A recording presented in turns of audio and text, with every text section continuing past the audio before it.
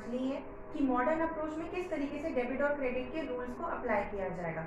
अब हम देखते हैं कि इससे जर्नल एंट्री कैसे बनाई जाएगी। तो हमारे 5 मेन हेड्स हैं, जिसमें से एक एक करके हम 5 हेड्स को पहले डिटेल में पढ़ेंगे और उसके बाद ये एग्जाम्पल के थ्रू हम समझेंगे कि जर्नल एंट्री कैसे बनानी है।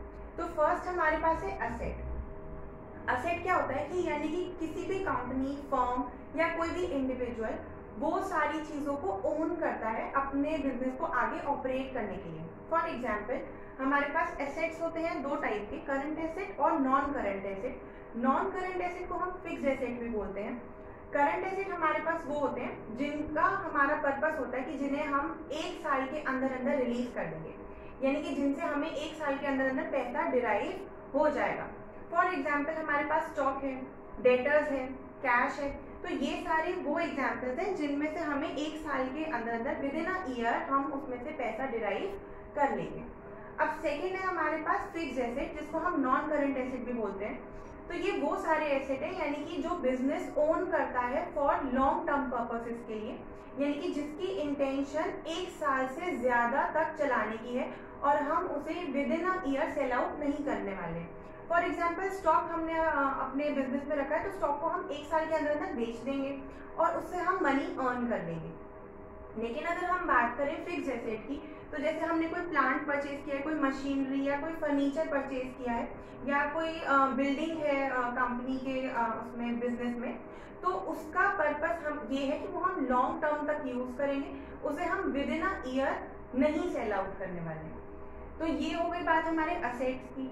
तो इसमें किसी के भी पास वो असेट हो सकते हैं। फॉर एग्जाम्पल कोई इंडिविजुअल है, कोई प्रोप्राइटर है, अपनी खुद की फर्म चलाता है, सोल प्रोप्राइटर है, कोई फर्म है, कोई कंपनी है या किसी भी तरीके का बिजनेस है जो ये सारे असेट्स को ओन करता है, whether it is current asset और फिक्स्ड एसेट। तो अब हम बात करते हैं कि ये सारे करंट एसेट्स हैं या जो से हमारे पास फिक्स्ड एसेट है, तो इनसे हमें जर्नल एंट्रीज कैसे बनानी है, क्वेश्चन किस तरीके का आएगा। तो फॉर एग्जाम्पल एक छोटे से एग्जाम्पल के साथ हम स्टार्ट करेंगे। Example, purchase furniture for ₹20,000 in cash from Raj furniture house. यानी कि क्या किया, परचेज किया है फर्नीचर, 20,000 का फर्नीचर परचेज किया गया है कैश में। तो यहाँ पर 2 अकाउंट्स इन्वॉल्व होते हैं। एक अकाउंट है हमारे पास यहाँ पर फर्नीचर अकाउंट और एक अकाउंट है हमारे पास यहाँ पर कैश अकाउंट। तो अब हम ये डिसाइड करेंगे कि फर्नीचर अकाउंट कौन सा अकाउंट होता है। फर्नीचर हमारा असेट है तो ये रियल अकाउंट हुआ,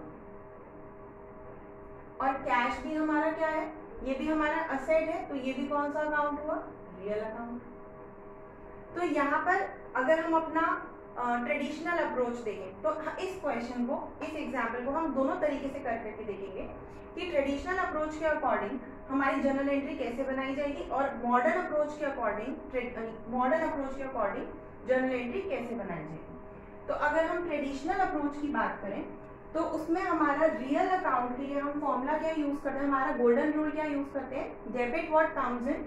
तो क्या आ रहा है हमारे पास, फर्नीचर आ रहा है यहाँ पे, जो चीज हमने परचेज किया, यानी कि बिजनेस में कौन सी चीज आ रही है, फर्नीचर। तो फर्नीचर क्या है, डेबिट व्हाट कम्स इन।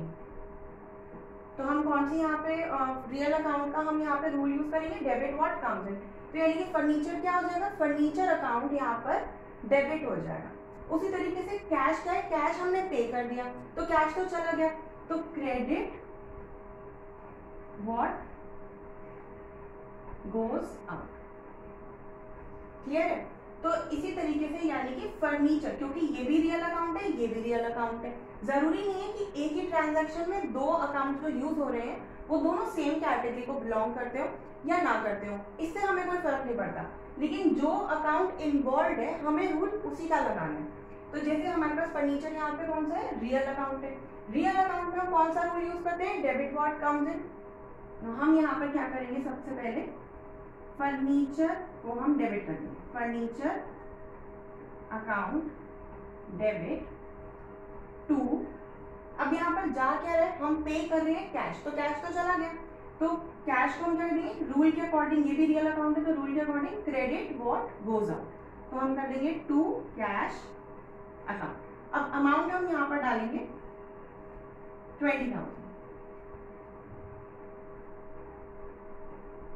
ये मैंने जर्नल का टेबल बनाया है, इस तरीके से ये टेबल बनाया जाता है, यानी कि कॉलम्स बनते हैं। यहाँ पर फर्स्ट कॉलम डेट का होता है, सेकेंड कॉलम यहाँ पर पर्टिकुलर्स का होता है।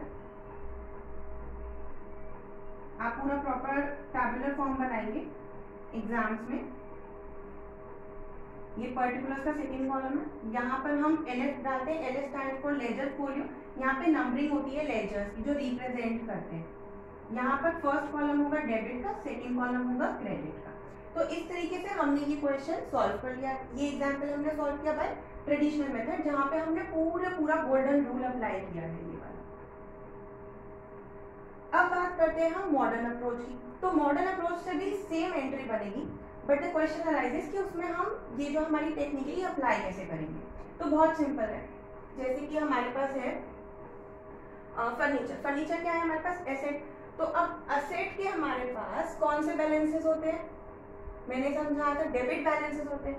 तो असेट के जो डेबिट बैलेंसेस होते हैं, तो अगर हमारे पास एसेट और एक्वायर हो रहा है तो हम क्या कर देंगे, यानी कि एसेट और आ रहा है तो हम क्या कर देंगे, उसको बढ़ा देंगे। बढ़ाने के लिए क्या करेंगे, हम डेबिट कर देंगे। कैश क्या हो रहा है? कैश भी हमारे पास एसेट है, लेकिन कैश यहाँ पे क्या हो रहा है, कम हो रहा है, तो कैश को हम क्या कर देंगे, क्रेडिट कर देंगे। तो उसी तरीके से फर्नीचर क्योंकि बढ़ रहा है तो हमने उसको डेबिट कर दिया, कैश क्योंकि वो कम हो रहा है तो हमने उसको क्या कर दिया, क्रेडिट कर दिया।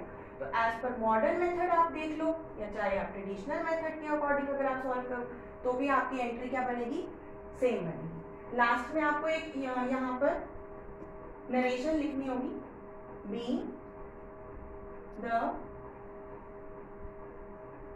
purchase of furniture made in cash.